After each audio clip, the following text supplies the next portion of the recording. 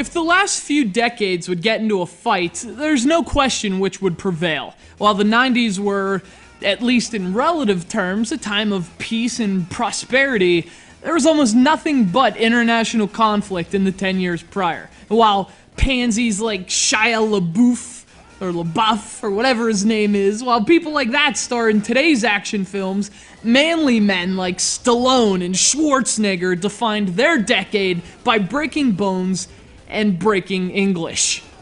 In that decade, that golden era of brutality and machismo, unparalleled in decades since, was the 1980s.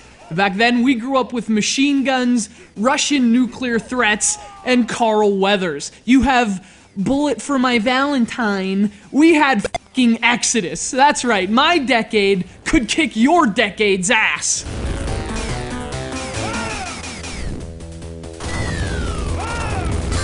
And one of the benefits of the badass tone of the 1980s was the effect it had on the video games of its time. It seemed like the gaming industry's biggest inspirations were guys like John Rambo and Fidel Castro, and those influences were obvious across the medium. Contra, Metal Gear, Russian Attack, I mean, the list goes on, and that list has to include this gem. This is the ultra badass, ultra macho, ultra 80s guerrilla war.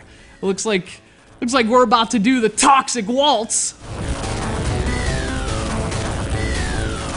Released to arcades in 1987, Guerrilla War was developed and published by SNK. The game was ported to a bunch of platforms in the late 80s, the NES version perhaps the most notable among them, but we're playing the recent PlayStation 3 re-release here. You can actually get this as a PlayStation Mini on the PlayStation Network, and I highly recommend doing so.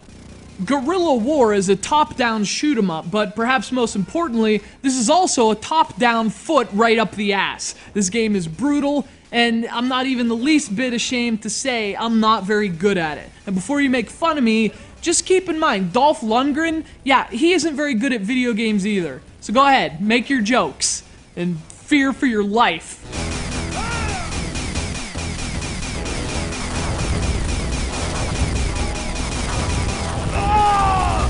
So you play as an unnamed badass on an unnamed mission to take down an unnamed dictator.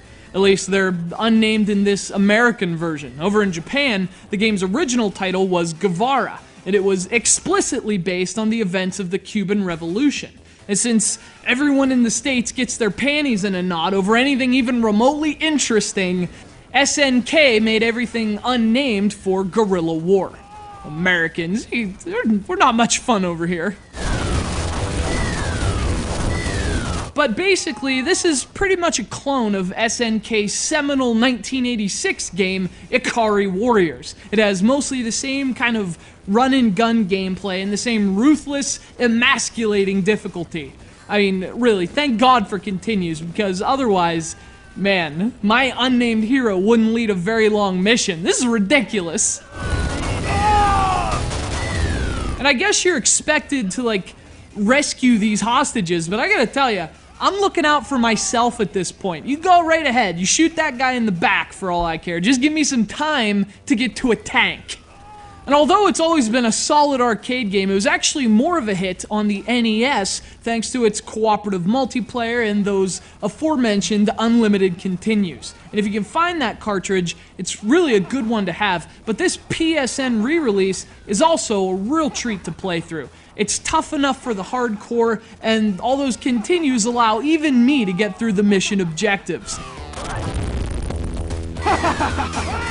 This is Guerrilla War, and Guerrilla War must break you.